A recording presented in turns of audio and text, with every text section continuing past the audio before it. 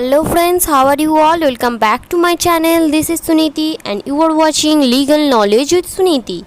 Guys, তোমরা প্রত্যেকেই জানো ইন্ডিয়াতে মহিলার সিকিউরিটির জন্য অর্থাৎ সিকিউরিটি ডাজ ইট মিনস মহিলার ফাইন্যান্সিয়াল সিকিউরিটির জন্য যে মেনটেন্যান্স ল বানানো হয়েছে, মানে যে কোনো ধর্মের মহিলা, সে হিন্দু হোক, মুসলিম হোক বা খ্রিস্টান হোক, যে কোনো ধর্মের মানে যে কোনো রিলিজিয়নের মহিলাই হন না কেন, সে বেসিক্যালি কি করতে পারে, তার ম্যারেজ যদি শেষ হয়ে যায়, যদি ডাইভোর্স হয়ে যায় বা ডাইভোর্স হওয়ার আগেও স্ত্রী মেনটেন্যান্স চাইতে পারে।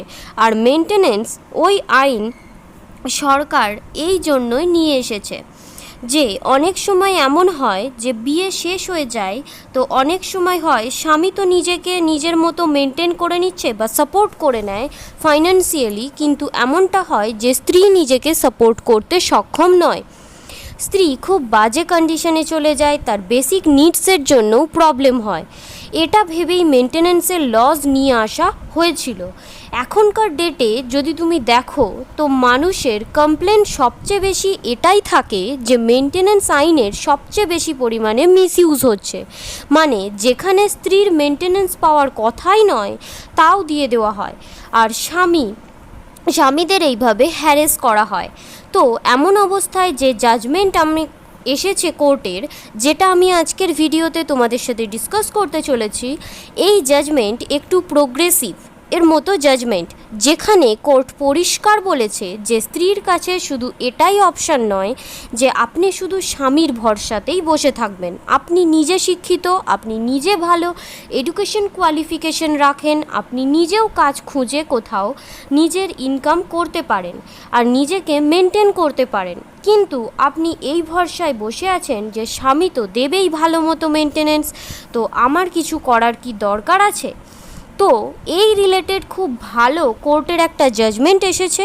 বেসিক্যালি এই কেসে কি হয়েছিল, তো হয়েছিল এটা যে স্ত্রী ছিলেন অর্থাৎ ওয়াইফ ছিলেন, সে নিজে অনেক বেশি এডুকেটেড বা শিক্ষিত, মাস্টার্স অবধি ডিগ্রি তিনি করেছিলেন, সে অনেক জবও পেতে পারতেন, কিন্তু এখানে স্ত্রী নিজে জব না খুঁজে নিজের ইনকাম করার চেষ্টা নাই করে স্বামীর ওপর পুরো দায়িত্ব ফেলে দেয়, আর সে কোর্টে এসে বলে যে আমার এত এত লাখ লাখ টাকার মেনটেন্যান্স চাই। তো মধ্যপ্রদেশ হাইকোর্ট বলেছে এটাই, যেহেতু আপনি একজন ওয়েল এডুকেটেড পারসন, যে নিজে কোথাও জব খুঁজে নিতে পারে, নিজের ইনকাম নিজেই করতে পারে, আর একটু হলেও নিজেকে ফাইন্যান্সিয়ালি সাপোর্ট করতে পারে, তো এমন স্ত্রীকে কোর্ট পুরোপুরি সাপোর্ট করে না যে আপনি পুরোপুরি হাজব্যান্ডের ওপর রিলাই করে বসে যান, যে হাজব্যান্ড তো দিয়ে দেবেই মেনটেন্যান্স, ওতে তো আমার কাজ হয়েই যাবে। তো কোর্ট বলে আপনি এত নিজে শিক্ষিত হওয়ার সত্ত্বেও কেন পুরোটা জীবন খালি বসে থাকতে চান, যে পুরোটা জীবন মেনটেন্যান্সের ভরসায় কাটাতে হবে, যেহেতু স্বামী ভালো কামায় তো আমায় কিছু করার প্রয়োজনই নেই।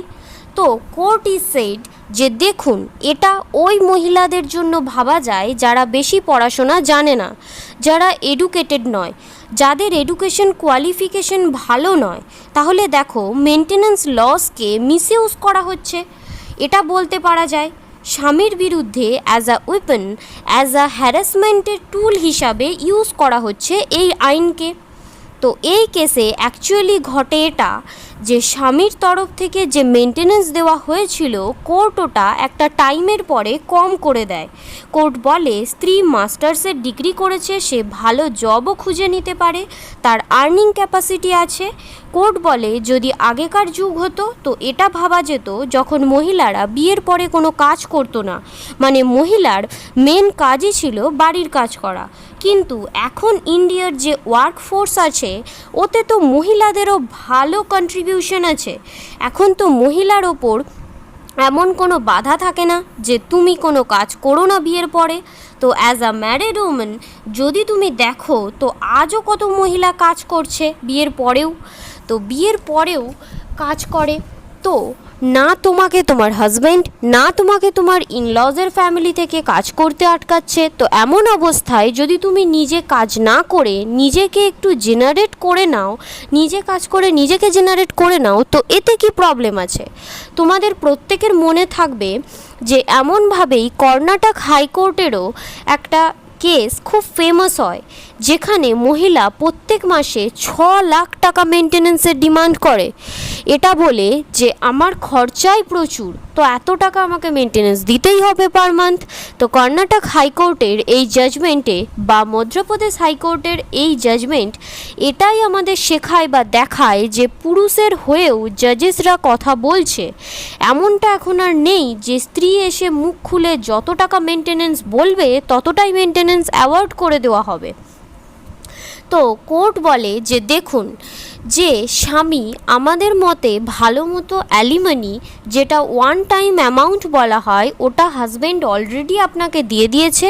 আর যদি মেনটেন্যান্সের কথা বলা হয় তো সেটা তো বেশি দেওয়া হবে না, 40,000 টাকা মান্থলি মেনটেন্যান্স দেওয়া হবে। এতে যদি আপনার খরচা হয়ে যায় তো ভালো, না হলে আপনি ওয়েল এডুকেটেড, আপনি নিজে মাস্টার্সের ডিগ্রি করেছেন, নিজে কাজ করুন আর বাকি টাকা নিজের জন্য নিজে ইনকাম করুন। এই ধরনের জাজমেন্ট একটা প্রোগ্রেসিভ থিঙ্কিং দেখায় যে ভুল এক্সাম্পলস সোসাইটিতে সেট করা চলবে না। আমাদের কোর্টে এটাও বলেন যে সুপ্রিম কোর্টে অনেক জাজমেন্ট এমনও আসে যেটা এমনটা নয় যে স্বামীর ওপর অন্য কারো দায়িত্ব থাকে না, হাজব্যান্ডকেও নিজেকে সামলাতে হয়, আবার অনেক কেসের ক্ষেত্রে তার পেরেন্টসকেও সামলাতে হয় বা তার ওপর লোনও থাকে। তো হাজব্যান্ডের ওপর এই প্রেসার ক্রিয়েট করা যে তুমি 1 লাখ টাকা কামাও তো তুমি 50,000 টাকা দাও আমাকে অ্যাজ আ মেনটেন্যান্স, তো তুমি ভুল প্রমাণিত হবে। হাজব্যান্ডের আরও লাইবিলিটিস এবং রেসপন্সিবিলিটিস থাকতে পারে, তো স্ত্রীর পুরো বার্ডেন স্বামীর ওপর দেওয়া যাবে না। কেসের নাম ছিল, এতক্ষণ ধরে যে কেসের সম্বন্ধে আমরা আলোচনা করলাম সেটা হলো শ্রীমতী শিখা ভার্সেস অবিনেশ মহোদয়। শ্রীমতী শিখা ভার্সেস অবিনেশ মহোদয়, এটা খুবই একটা ইম্পর্টেন্ট জাজমেন্ট এবং অন্যরকম প্রোগ্রেসিভ একটা জাজমেন্ট, যেই ধরনের জাজমেন্ট সাধারণত দেখতে পাওয়া যায় না। আশা করি তোমাদের এই ভিডিওটা ইনফরমেটিভ লেগেছে। যদি ভিডিওটা ইনফরমেটিভ লেগে থাকে অবশ্যই একটা লাইক করবে, ফ্রেন্ডস ফ্যামিলির সাথে শেয়ার করবে, আর কমেন্টে জানাতে ভুলবে না তোমরা নেক্সট কোন টপিকের ওপরে ভিডিও চাও। আর তোমাদের যদি কোনো টপিকের ওপরে কোনো রকম ডাউট বা কোয়ারিজ থেকে থাকে অবশ্যই আমাকে কমেন্ট বক্সে জানাবে, I will get back to you. আর এরকমই ভিডিওসের জন্য আমার চ্যানেলটিকে সাবস্ক্রাইব করে পাশে থাকা বেল বাটনটা হিট করে রাখবে। That's it for now, till then take care, see you in the next class, have a nice day.